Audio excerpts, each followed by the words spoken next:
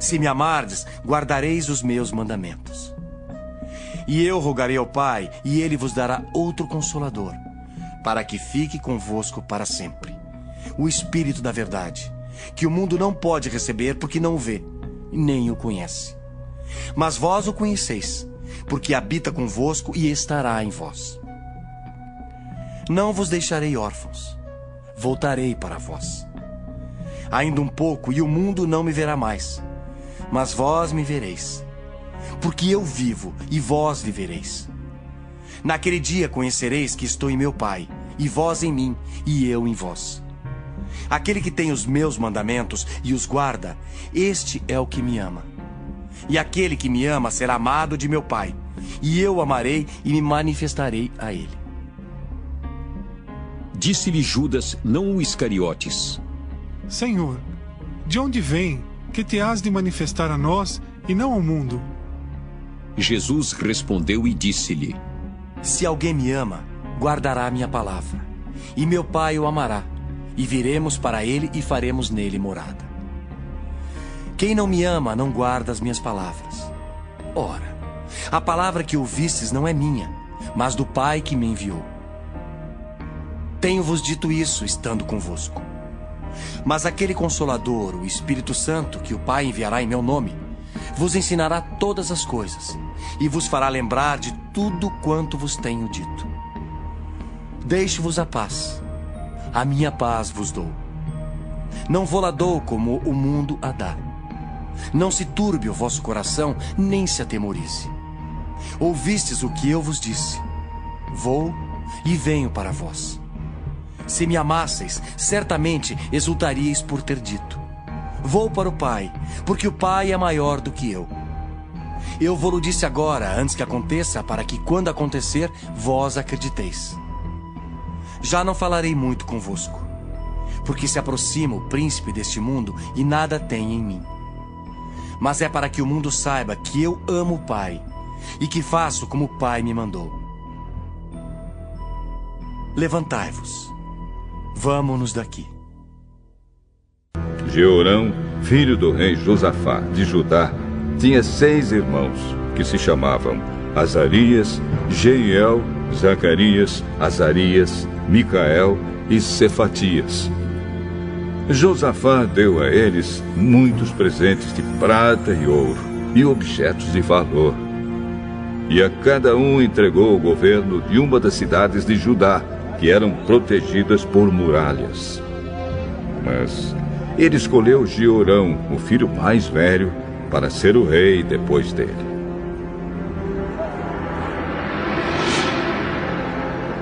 Quando se tornou rei, Jeorão se firmou no poder e então mandou matar todos os seus irmãos e também algumas das altas autoridades de Israel. Jeorão tinha 32 anos de idade quando se tornou rei e governou 8 anos em Jerusalém. A mulher dele era filha do rei Acabe, de Israel, e por isso Jeorão seguiu os maus caminhos de Acabe e dos outros reis de Israel.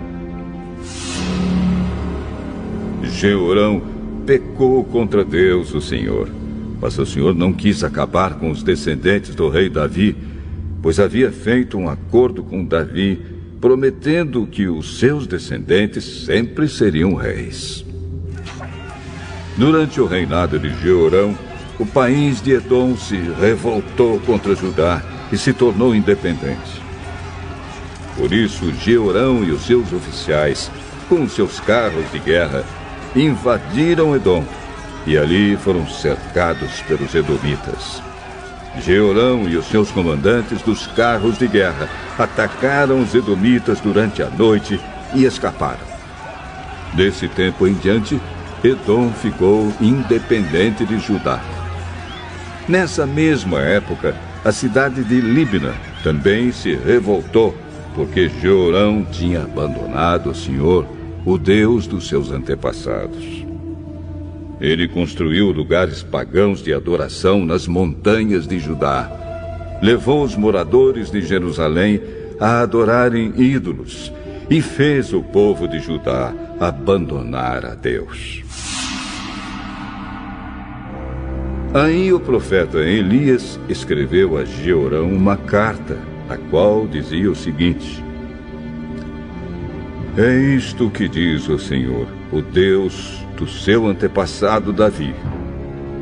Você não seguiu o bom exemplo do seu pai, o rei Josafá, nem do seu avô, o rei Asa, mas seguiu o mau exemplo dos reis de Israel. Você levou o povo de Judá e os moradores de Jerusalém a adorarem ídolos, como fazem os reis de Israel. E também matou os seus próprios irmãos, que eram melhores do que você. Por isso, o Senhor Deus vai fazer cair um castigo terrível sobre o povo de Judá e sobre os filhos e as mulheres que você tem, e vai destruir tudo que é seu. E você mesmo vai ter uma doença intestinal muito séria, que irá piorando cada vez mais, até que os seus intestinos saiam do corpo.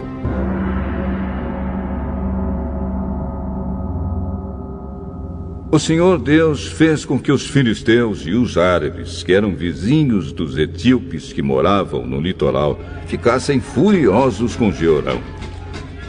Eles invadiram o país de Judá, derrotaram Jeorão e levaram embora todos os bens do palácio e também os filhos e as mulheres de Jeorão. Deixaram somente Acasias, o seu filho mais moço. Depois de tudo isso, o Senhor castigou Jeorão com uma doença intestinal incurável. Ele foi piorando cada vez mais, até que depois de 2 anos, os intestinos saíram do corpo dele e Jeorão morreu, sofrendo dores terríveis. O povo não acendeu uma fogueira em honra dele, como havia feito com os seus antepassados. Jeorão tinha 32 anos de idade quando se tornou rei de Judá.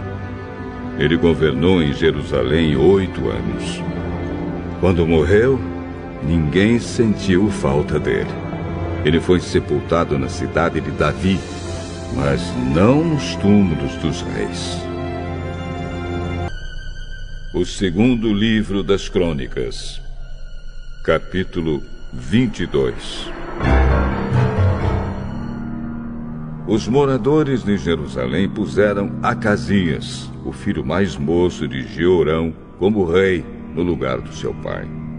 Isso porque o bando de árabes que havia invadido o acampamento tinha matado todos os filhos de Jeorão, menos Acasias.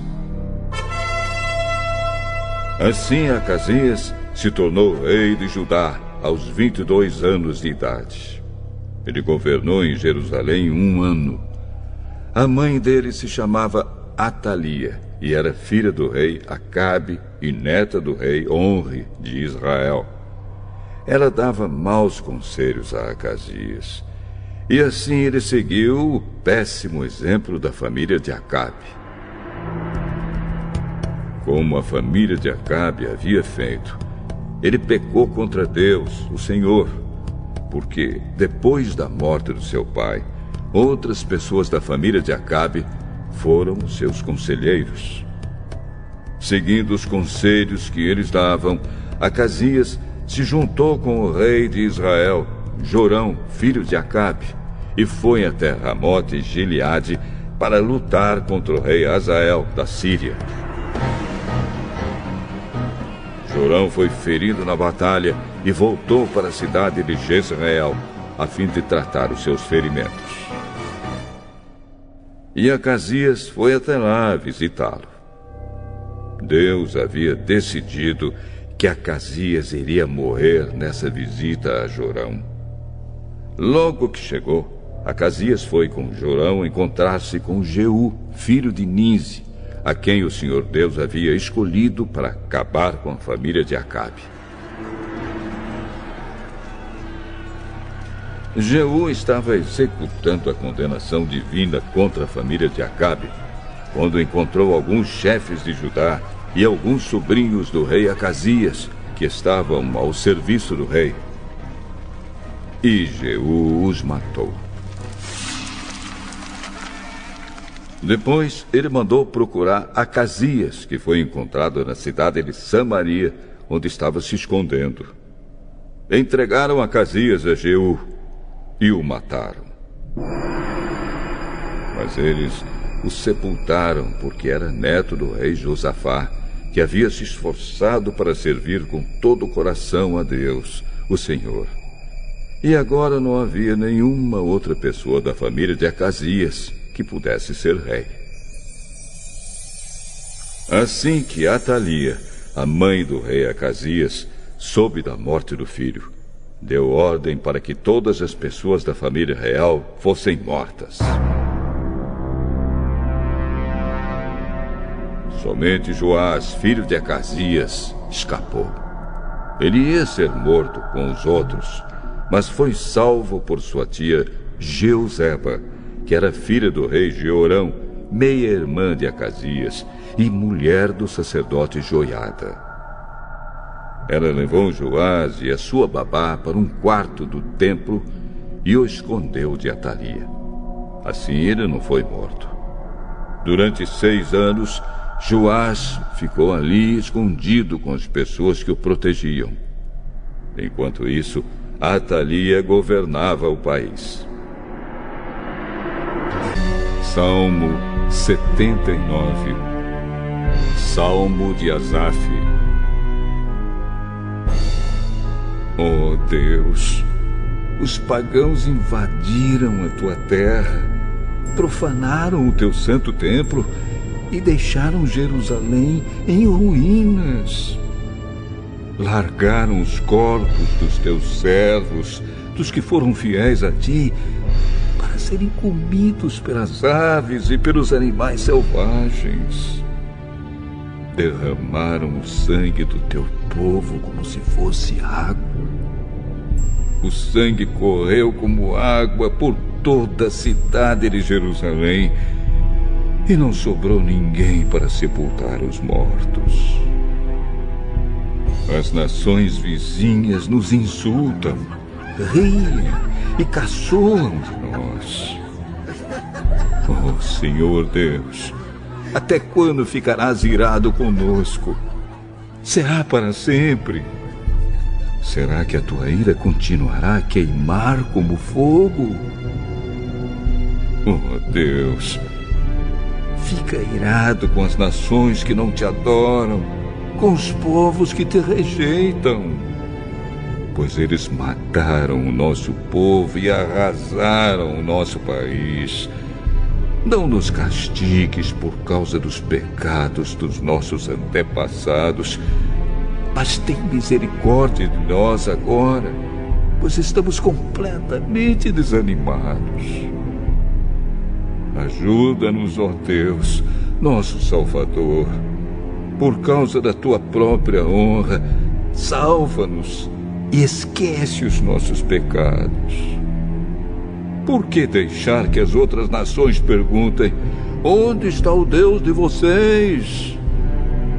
Oh Deus, permite que vejamos o castigo que lhes darás por terem derramado o sangue dos teus servos. Ouve os gemidos dos prisioneiros e, com teu grande poder, livra os que estão condenados à morte. Ó Senhor, castiga as outras nações 7 vezes pelos insultos com que te ofenderam.